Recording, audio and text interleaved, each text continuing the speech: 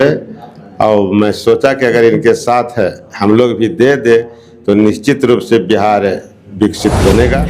समय के अनुसार माननीय मुख्यमंत्री जी जो हैं अभी चलाने में सब तरह से सक्षम ही हैं, लेकिन इर्द गिर्द जो लोग उनके रहने वाले हैं, जिस तरह से आप देख रहे हैं कुछ दिनों के बाद हमको लग रहा है कि है जो पार्टी और ज्यादा खोखला है। 2 बार के एमएलसी रह चुके हैं सर, 2 बार एमएलसी रह चुके हैं, उसके बाद आपको जदयू छोड़ना पड़ गया। ये सर ये तो बड़े बड़े नेताओं के लिए बहुत बुरी बात कह सकते हैं, कहें तो बहुत बड़ी बात हो सकती है।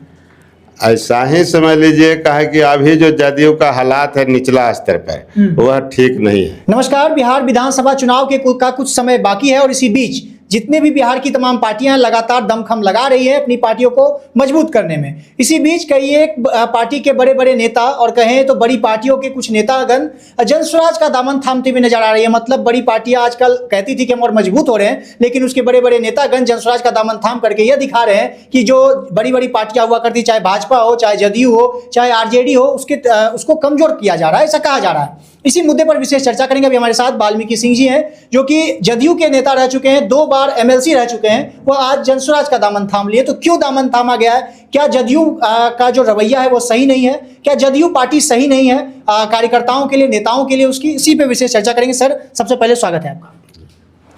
सर जदयू छोड़ करके इतनी अच्छी पार्टी, माननीय मुख्यमंत्री जी हैं आपके पार्टी से थे, और आप उसको छोड़ करके आज जनस्वराज का दामन थाम लिए।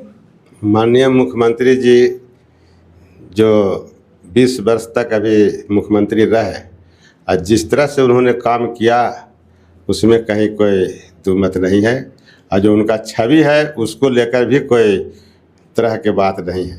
लेकिन हम लोग प्रशांत किशोर जी के जो जनस्वराज के सूत्रधार हैं, उनके जो कार्यक्रम अभी चल रहा है भ्रष्टाचार के खिलाफ या बच्चों को स्कूल ले जाने का जो अभियान चलाया, बिहार को विकसित राज्य बनाने का जो बीड़ा उठाया है, उससे हम लोग प्रभावित हुए और मैं सोचा कि अगर इनके साथ है हम लोग भी दे दे तो निश्चित रूप से बिहार विकसित बनेगा और आगे बढ़ेगा। सर जदयू में रह करके आप बिहार का डेवलपमेंट नहीं करा सकते, ऐसा क्यों लगा आपको? तो मुख्यमंत्री जी विकास का कार्य करने के काम किए हैं, ऐसा नहीं है। बहुत विकास हुआ है, तो अब रोड, मेट्रो, सब तरह का विकास हुआ, शिक्षा के क्षेत्र में विकास हुआ, उसमें उनके पर कोई दाग नहीं लगाया सकता है। लेकिन फिर भी समय के अनुसार, जैसे समय का अनुसार जो चेंजिंग होता है उसके हिसाब से जो विकास होना चाहिए, जिस तरह से जो हमारे आज पलायन हो रहा है। देखिए दूसरे स्टेट में जाते हैं, क्या कहते हैं, हाल फिलहाल में देखिए पंजाब से मार के भगाया जा रहा है, तमिलनाडु से मार के भगाया जा रहा है। तो इन्होंने जो बीड़ा उठाया है कि इस तरह का जो पलायन है उसको हम रोकने का काम करें।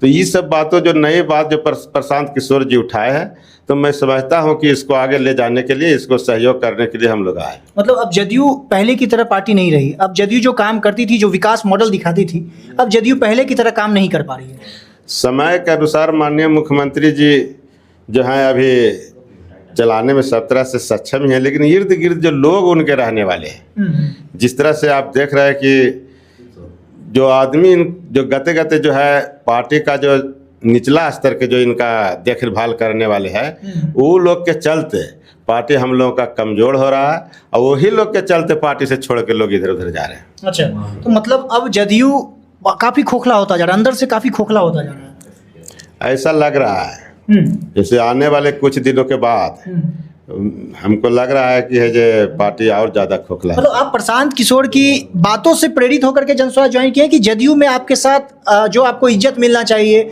जो जदयू में जो कार्यकर्ता होते हैं, जो नेता होते हैं, उनको जो रिस्पेक्ट मिलना चाहिए वो नहीं मिल पा रहा था, किस कारण से?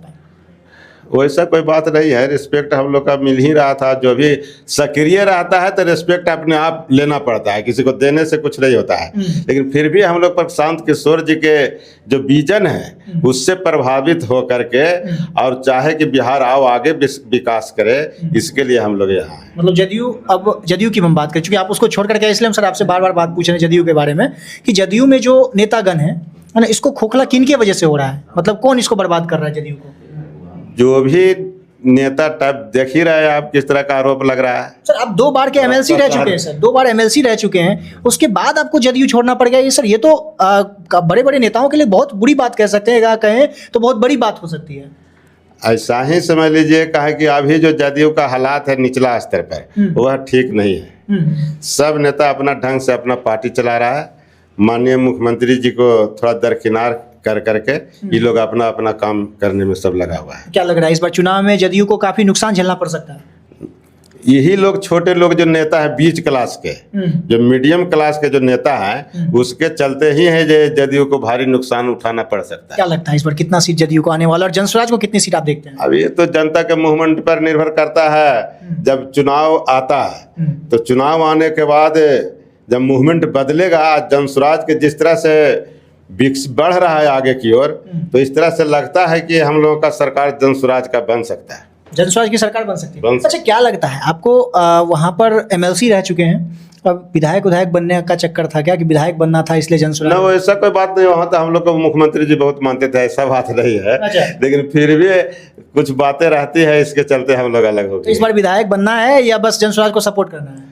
अगर नेता हम लोग को प्रशांत किशोर जी चाहेंगे लड़ाना तो हम लोग लड़ेंगे, लड़ने के लिए भी तैयार है। विधायक जी बन जाइएगा इस बार, उम्मीद है? हाँ, उम्मीद है। चलिए, बहुत बहुत धन्यवाद। अभी हमारे साथ पूर्व जदयू एमएलसी हैं और अब जनसुराज का दामन थाम लिया है। क्यों इन्होंने जदयू को छोड़ा है और जनसुराज क्यों ज्वाइन किया, इस पर हमने विशेष चर्चा किया है। बाकी इस पूरे खबर को सुनने के बाद आपकी जो राय होगी, प्रतिक्रिया कमेंट बॉक्स में बताइएगा।